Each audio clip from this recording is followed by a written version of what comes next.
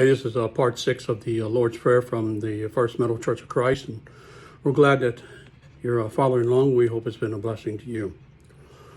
As I read into the sixth part of the Lord's Prayer, and lead us not into temptation, but deliver us from evil.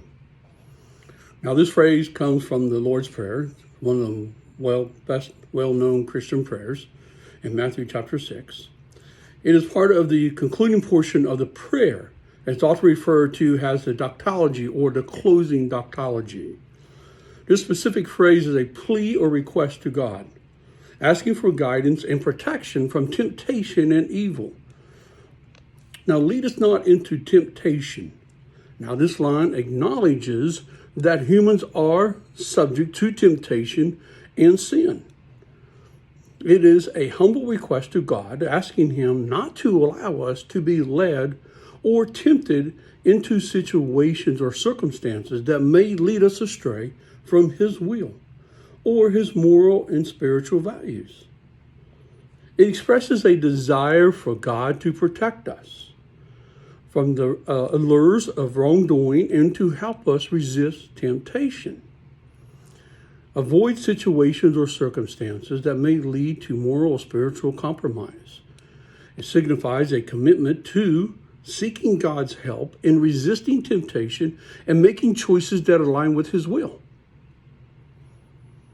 But deliver us from evil. Now, this part of the phrase is a plea for divine deliverance or rescue from evil. It acknowledges the existence of evil forces, both spiritual and human, and asks God to intervene and save us from their harmful influence. It is a recognition that evil can manifest in various forms, such as sin, injustice, suffering, and spiritual oppression, and a plea for God's intervention to overcome or avoid these negative forces.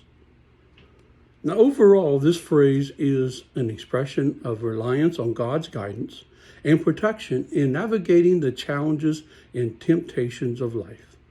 It reflects a humble recognition of human vulnerability and a plea for divine assistance in staying on the path of righteousness and avoiding the harmful effects of evil. And worth noting that different Christian denominations may use slightly different wording or variation of the Lord's Prayer, but the underlying sentiment of seeking God's guidance, protection, and deliverance from temptation and evil remains consistent across all these variations.